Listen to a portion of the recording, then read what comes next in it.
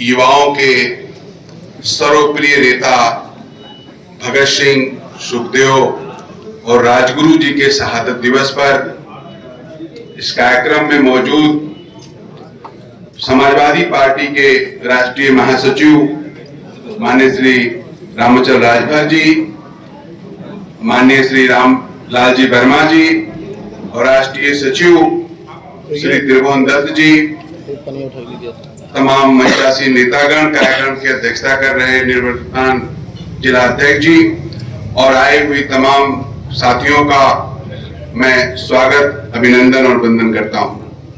दोस्तों, जब हम डॉक्टर लोहिया जी की जन्म दिवस पर आज यहाँ इकट्ठा हुए हैं तो हमें लगता है कि डॉक्टर लोहिया को भारत के भीतर आज एक मंथन का दौर है। ऐसे ही मेरे दिमाग में आ रहा था कि जैसे बाबा साहब अंबेडकर को माननीय कांशीराम जी जैसा एक व्यक्ति मिला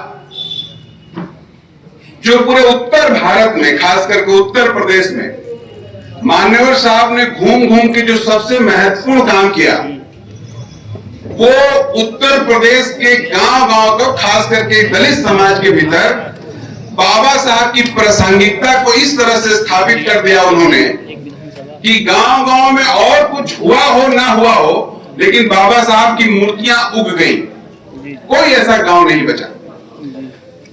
ये विडंबना है माननीय लोहिया जी के साथ कि श्रद्धेय मुलायम सिंह यादव जी, हम लोग के नेताजी, या फिर देश भर के जितने भी समाजवादी आंदोलन के नेता रहे हों, बिहार से लेकर गुजरात तक के, सब पॉलिटिकल एक्टिविस्ट थे, लेकिन वो सामाजिक रूप से लोहिया जी के विचारों को गांव-गांव उस तरह से नहीं पहुंचा पाए जिस तरह से मान्यवर साहब ने बाबा साहब अंबेडकर के विचारों को गांव-गांव पहुंचाया। आज बहुत कम लोग लोहिया जी को विस्तार से, बड़ी तरीके से जानते हैं। और ठीक है, हम लोग समाजवादी पार्टी के कार्यकर्ता हैं, लेकिन ये खाली नारा वारा लगा देने से हम समाजवाद के बारे में कितना जानते हैं ये तय नहीं होता है। आप सोचिए, लोहिया साहब उस समय 1929-28 के आसपास चले गए विदेश एमए करने। वहां पर विदेश में एमए की पढ़ाई पढ़ी, एमए करी, कलकत्ता से बीए करने के बाद विदेश से जाके ग्रेजुएशन किया। करना जरूरी है कि समाज में बदलाव की जरूरत है और लोहिया जी सामाजिक बदलाव के आंदोलन के नेता थे। वो खाली पॉलिटिकल बदलाव को उतना महत्व उन्होंने कभी नहीं दिया। आप सोचिए, इंदिरा जी का जलजला, जवाहरलाल नेहरू जी का जलजला हो, उस समय नेहरू खुदा से बड़े हो गए थे।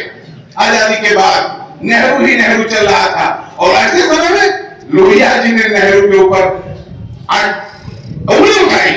सदन के भीतर उन्होंने कहा कि भारत की जनता 15 पैसे में जीती है और नेहरू अपने ऊपर रोज 25 रुपया खर्चा करते हैं, ये नहीं चलेगा। उस हिम्मत को देखिए। आज जब हम लोहिया जी को याद कर रहे हैं, चुनाव तो बड़ी छोटी चीज है, लोकसभा विधानसभा ये तो हर 5 साल में होता रहेगा, लेकिन लोहिया जी को याद करना, लोहिया जी को पढ़ना और लोहिया जी को अपने भीतर आत्मसात करना, यही लोहिया जी को जन्मदिन मनाने का सच्चा मंतव्य हो सकता है। क्योंकि हम अपने व्यवहार में अगर उसको इम्प्लीमेंट नहीं करेंगे तो सब चाहते हैं कि भगत सिंह पैदा हो, लेकिन मेरा लड़का दिल्ली पढ़ने चला जाए, उनका लड़का भगत सिंह बन जाए।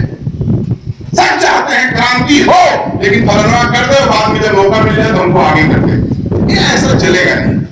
वो दौर चला गया है और खास करके भारतीय जनता पार्टी के आने के बाद जहां से ऊपर और नीचे से एक साथ भाजपा ने बदलाव शुरू कर दिया है, सब कुछ कब्जा कर लिया है। देश में जो जुडिशरी है, जुडिशरी कह रही है कि गाय ऐसी जानवर है जिसकी सेवा करने से पुण्य मिलता है। अब उस देश का कौन मालिक होगा? जुडिशरी कह रही है कि जो कर्मचारी आंदोलन कर रहे थे, उन कर्मचारियों से आंदोलन के दौरान जो नुकसान हुआ है, कर्मचारियों के वेतन से वसूला जाए। ये भारत है, अंग्रेजों से लड़ के भारत आजाद हुआ है। यहाँ लड़ने वालों को क्रांतिकारी कहा गया है और कर्मचारियों के लिए कहा गया है कि उनके कब्रों पे। अब आपने एक छोटा सा प्रसंग बता के मैं समाप्त करूंगा।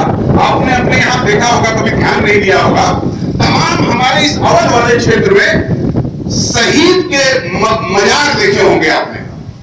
हमारे मुस्लिम भाई कह सकते हैं कि मजार हमारे किसी पीर के होंगे। मैं इसको खंडन करता हूं और मैं बताता हूं कि वो मजार किसके हैं। यही फैजाबाद से लेके हमारे अकबरपुर से लेके फैजाबाद वाली सड़कों पे 1857 में 10-10, 20-20 लोगों को एक एक साथ फांसी दी गई थी।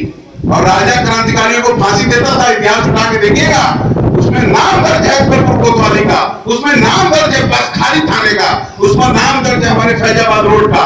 क्रांति 1857 के बाद जिनको